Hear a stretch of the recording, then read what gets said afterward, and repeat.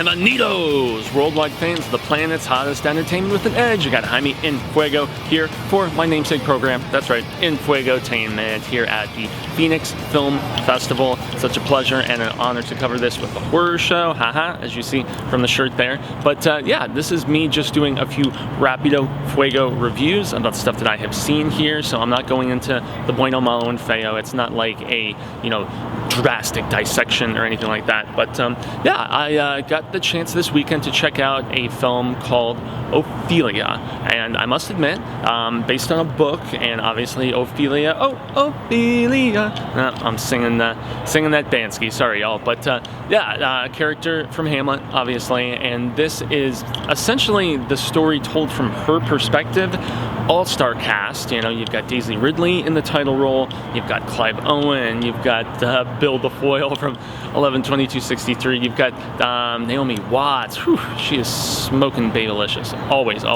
But I have to say, this was one that I feel bared the burden of expectation, unfortunately, because being a big Shakespeare fan, being a big fan of Daisy Ridley, and just since The Force Awakens unleashed her upon us, I really think I went in expecting a lot more from this, and really the perspective at the end of the day was a little on the dull side. Yeah, without focusing on the character of Hamlet, played by Bill the Foil from 11/22/63, I can't recall the name of the actor, but he was also in Marrowbone. Yeah, he's been in quite a few things. He's not bad in the role, but I mean, really, I don't chalk the flaws of this film up to any of the actors assembled for this, okay? I fault this film for the sheer fact that it just was not a very compelling script, and getting Ophelia's love story with Hamlet and everything, and he leaves and he comes back and she's a peasant, and so on and so forth. It's not to say that any of the performances were bad. Daisy Ridley is good, Clive Owen as our villain is good, but it really took a lot of the venom out of the story by not telling it from Hamlet's perspective, man. I mean, really, aside from that, I feel like that was, the biggest mistake to begin with, and, the fact that, okay, yes, this is based on a novel, obviously, and if there was enough attention devoted to that, I mean, I would assume if it's being adapted into a film, there is at least enough interest in that particular love interest character to warrant this, and warrant the adaptation, obviously, but I don't know. It was her story, but it just wasn't particularly compelling, unfortunately. Yeah, beautifully shot though. I mean, just from all of the costuming to the authentic sets that they used for it. I mean, you could tell that there was distinction and attention and production budget put behind this film.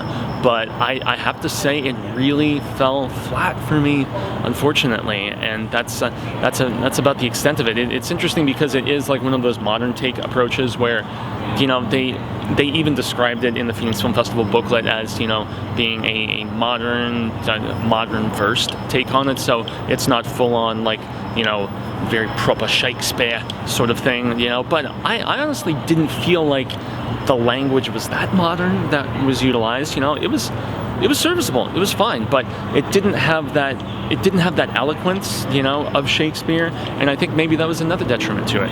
It was the fact that without that just beautiful language behind it, maybe the characters just aren't as compelling in that regard either. I don't know, but that's not to say that Daisy Ridley doesn't command the screen. Those eyes, man, I tell you, anytime she's on screen, she chews up the scenery, and with good reason.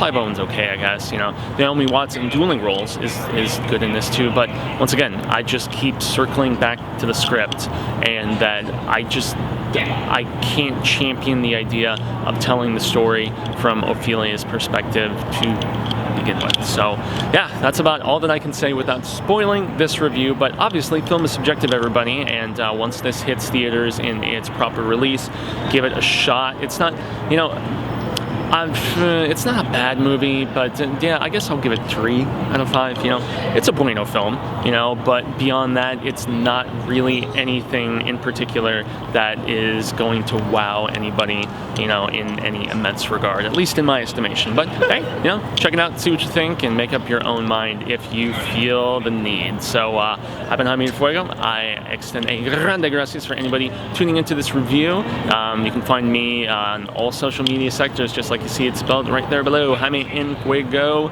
Twitter, Instagram, Facebook, and obviously here on YouTube. Hit that bell thing so you get updates about any time I'm putting up new coverage, like my ongoing Star Wars retrospective that is happening throughout the year of 19, leading up to the release of Episode 9. Earlier in this year, I reviewed all the Best Picture nominations, so you can hear my thoughts on what at least the Academy considered the creme de la creme. And if you want spectacular coverage, you can always find me on The Horror Show just about every day, sometimes 2 times a day, as zany as we are over there. Trailer reactions, film reviews, convention coverage. We're going to be in Dallas for Texas Frightmare next month, which we are very much excited about. But yeah, shout out to Monty and to Jason and obviously, you know, Patrick from Allied for giving us the opportunity to cover this event. It was a pleasure, it was an honor, and yeah, I am very much looking forward to continuing to do it annually as we have for a number of years now. So I guess until the real of Ka comes around once more, I shall say hasta luego, Cinemigos, but I'm hopeful that we reconnect sooner rather than later. Peace.